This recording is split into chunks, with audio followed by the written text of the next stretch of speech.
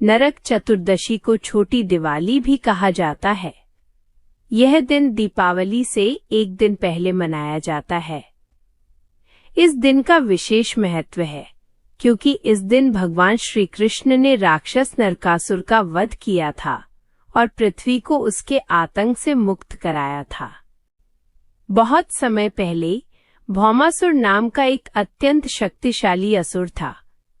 वह पृथ्वी की अधिपति देवी पृथ्वी भूमि देवी का पुत्र था, इसलिए उसे नरकासुर भी कहा जाता था। नरकासुर ने अपनी कठोर तपस्या से भगवान ब्रह्मा को प्रसन्न किया और उनसे अमरता का वरदान मांगा। ब्रह्मा जी ने कहा कि मृत्यु तो सबको निश्चित है, इसलिए उन्होंने उसे यह वरदान दिया कि उसकी मृत्यु केवल उसकी माता भूमि देवी के हाथों ही होगी।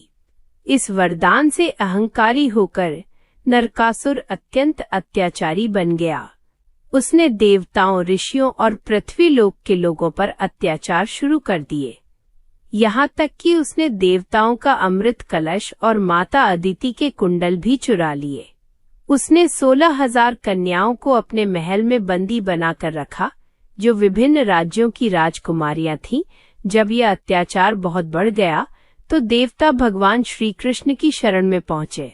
श्री कृष्ण ने माता सत्यभामा, जो पृथ्वी देवी का अवतार थीं, के साथ युद्ध करने का निश्चय किया। युद्ध के दौरान जब कृष्ण जी को थोड़ी चोट लगी तो सत्यभामा क्रोधित हो उठी और उन्होंने ही नरकासुर का वध किया।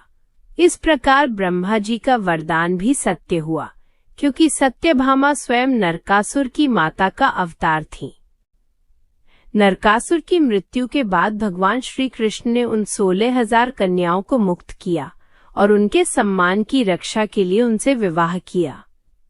नरकासुर की मृत्यु के दिन लोगों ने तेल का स्नान किया, दीप जलाए और आनंद मनाया। तभी से ये दिन नरक चतुर्दशी या छोटी दिवाली के रूप में मनाया जाता है। इस दिन के विशेष कार्य प्रातःकाल तेल स्नान, अभ्यंग स्नान किया जाता है। घर के द्वार पर दीप जलाए जाते हैं ताकि यमराज प्रसन्न रहें। इस दिन को पापों से मुक्ति और शरीर मन की शुद्धि का दिन माना जाता है। लोग यमदीप दान करते हैं। शाम को घर के बाहर दक्षिण दिशा में दीप जलाया जाता है ताकि यमराज की कृपा बनी रहे।